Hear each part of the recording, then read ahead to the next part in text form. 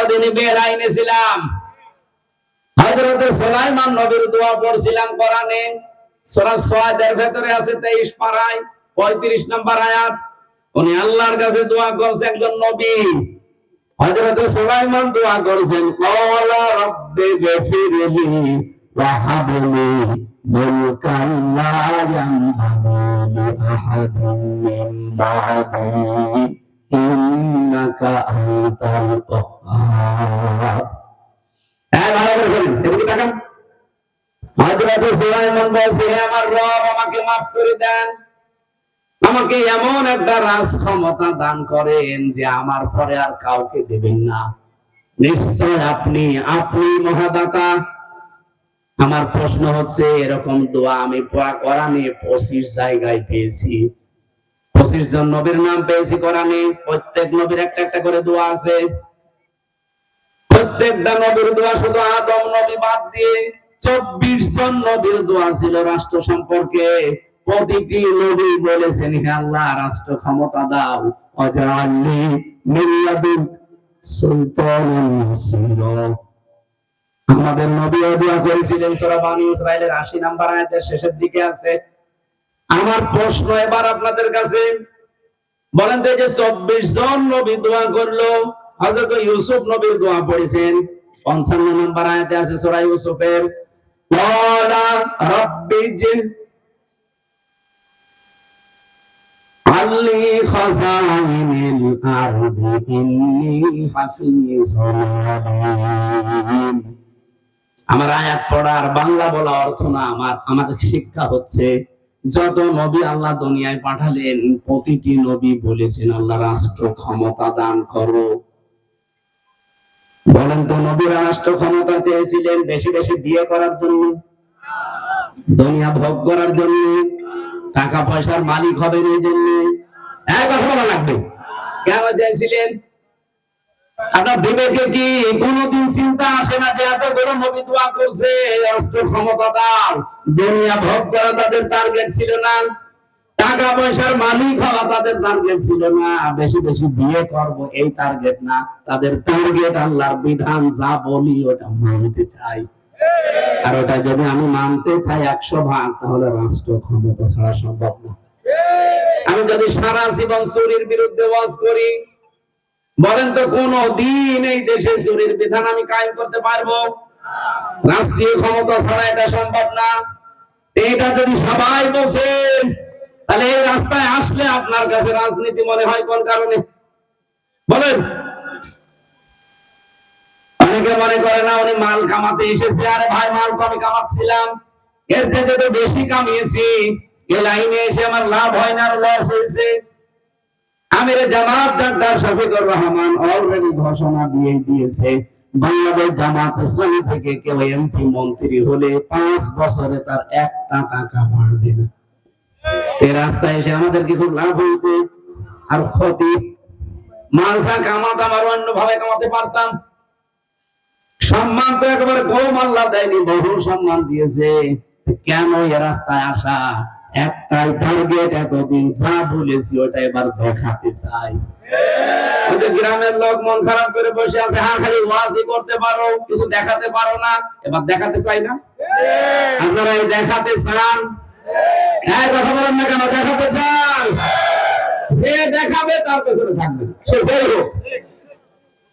এটা যদি কারো কাছে রাজনীতি মনে হয়, হ্যাঁ এটা আমার রাজনীতি। কেউ যদি মনে করেন এটা ধান্দাবাজি, হ্যাঁ এটা এই ধান্দায় থাকি আমি। দুনিয়ার হাসানা চাচ্ছেন, সারা জীবন হাসানায় পাননি, হাসিনা পেয়েছেন, হবে? হাসানা পাওয়া লাগবে। দুনিয়ার হাসানা পাওয়ার প্রথম অর্থ কি? এই কোরআন পাওয়া। আর কোরআন পাওয়ার শর্ত হচ্ছে 4টা বিষয় মেনে নেওয়া। যারা এই 4টা বিষয় পেয়েছেন তারা দুনিয়ার হাসানা পেয়েছেন। 2 নম্বরে দুনিয়ার হাসানা পাওয়া মানে কোরআনের হেদায়েত পাওয়া। প্রশ্ন আসতে পারে, কোরআনের হেদায়েত তো আমি পেয়েছি, কে বলছে আপনাকে? কোরআনের হেদায়েত পাওয়ার অর্থ বোঝেন? কেয়ার সিস্টেম, পপ সঙ্গীত শিল্পী, এই যে মাইকেল জ্যাকসন যেমন নাম করা, এই লোকটা আমেরিকা এরকম নাম করা। এই লোকটা একবার বান্ধবী নিয়ে যাচ্ছিল কনসার্টে, হঠাৎ করে একটা গানের আওয়াজ ভেসে এসেছে। থমকে দাঁড়িয়ে গেল। বান্ধবীদেরকে বলছে, পৃথিবীর বহু শিল্পীর গান আমি শুনি, কারণ যে যে লাইনের লোক ওই লাইনে তার ব্যস্ততা। বলছে বহু শিল্পীর গান তো আমার কাছে আছে, আজকে যে নতুন গান শুনলাম, এত সুন্দর গান, তোমরা যাও। উলঙ্গ অর্ধ উলঙ্গ বান্ধবীদেরকে পাঠিয়ে নিজে এসেছে, লিফট দিয়ে বইয়ের নিচে নেমে এসে দেখে এক দোকানে এই গান বাজতেছে। আসলে তো গান না, কোরআন শরীফ। অনেকক্ষণ শোনার পরে দোকানদারকে জিজ্ঞাসা করছে, এই গানের রচয়িতাকে, এর সুরকারকে, কে লিখেছে? দোকানদার বলছে, এটা তো গতানুগতিক গান না, এটা কোরআনে কারিম, এটা লিখেছে সরাসরি আল্লাহ নিজে। আর এর সুরকার হচ্ছে বিশ্বকারী আব্দুল বাসেত। সূরা রহমান তেলাওয়াত হচ্ছিল। বলছে, জীবনে বহু গান আমি নিজে বলেছি, শুনেছি, কিন্তু এই সুর তো আমার জানা নেই, আমি এই সুর শিখতে চাই। দোকানদার বলছে, আপনি যদি শিখতেই চান তাহলে মুসলমান হওয়া লাগবে। তাই হবে। কোথায় পাওয়া যাবে লোকটাকে? বলে মিশরে। চলে গেলেন মিশরে। আব্দুল বাসেত বিশ্বকারী, তার কাছে কোরআন শরীফ শিখে ওই কণ্ঠই তো আছে, আগের ওই কণ্ঠটাই গান বলে দুনিয়া মাতিয়েছে। এখন ওই কণ্ঠে তেলাওয়াত করে বিভিন্ন কনসার্ট উদ্বোধন করে। আপনি এখন ইন্টারনেটে সার্চ দেবেন, কেয়াস স্টিভেন, এখন নাম পাল্টিয়ে রেখেছে ইউসুফ ইসলাম। মাঝে রাতের বেলা যখন বাড়িতে যায়, গাড়িতে তেলাওয়াতটা দিয়ে শুনি, আল্লাহ, মানুষের কণ্ঠ এত সুন্দর হতে পারে। তারপরও তো কেয়াস স্টিভেন বলেন, মাইকেল জ্যাকসন বলেন, আব্দুল বাসেত বলেন, এদের কণ্ঠ দাউদ নবীর 100 ভাগের 1 ভাগ। আর দাউদ নবীকে আল্লাহ যে কণ্ঠ দিয়েছিলেন, এটা মুহাম্মদুর রাসূলুল্লাহর 100 ভাগের 1 ভাগ। মুহাম্মদুর রাসূলুল্লাহ যে তেলাওয়াত করতেন, আমার আল্লাহর কণ্ঠের তেলাওয়াত আমরা শুনতে পাবো জান্নাতে, ওটা হচ্ছে আল্লাহর কণ্ঠের 100 ভাগের 1 ভাগ। নবীদের মুখে কোরআন শুনে আবু জাহেল পর্যন্ত সারা রাত দাঁড়িয়ে শুনতো। দাউদ নবীর কণ্ঠে জাব্বুর শুনে এই নদীর মাছ পর্যন্ত উপরে চলে আসতো। কিয়ামতের দিন যেদিন আল্লাহ নিজে অনুষ্ঠান করে তার বান্দা বান্দীদেরকে নিজের কণ্ঠে সূরা ইয়াসিন তেলাওয়াত করে শোনাবে, 50 আলফা সানা মিম্মা তাউদ্দুন, আল্লাহর কণ্ঠে এক একটা আয়াত শুনতে সময় লাগবে দুনিয়ার হিসাবে 50,000 বছর।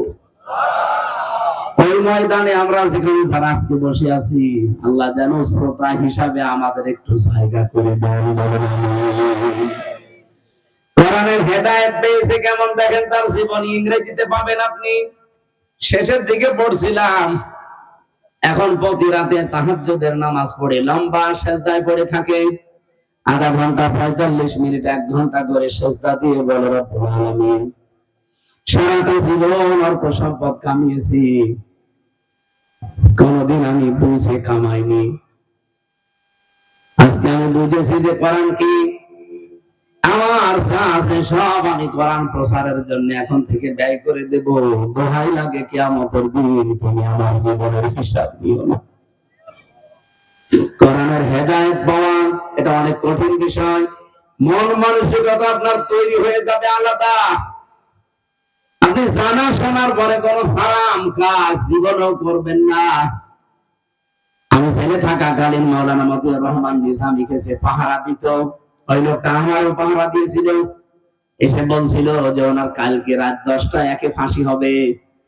আমার এই জামাত ইসলামী বাংলাদেশের কিছু ভাইরা বলছে যে ওনার তো কালকে ফাঁসি, ওনার একটা পছন্দের খাবার আছে, ওইটা একটু নিয়ে এসে দিন। হাই সিকিউরিটি জেল, ওখানে তো ঢোকানো সম্ভব না। সুবেদারকে বলছে যে আপনি ঢোকান, কারণ জেলার আর সুপার হিন্দু, ওরা ঢোকাবে না। একটা দেবদুলাল আর একটা সুব্রত বালা, আলেমের নাম শুনলে আরো বন্ধ করে দেবে। সুতরাং নাম পেয়েছি একজনের, আব্দুল হামিদ গাজী।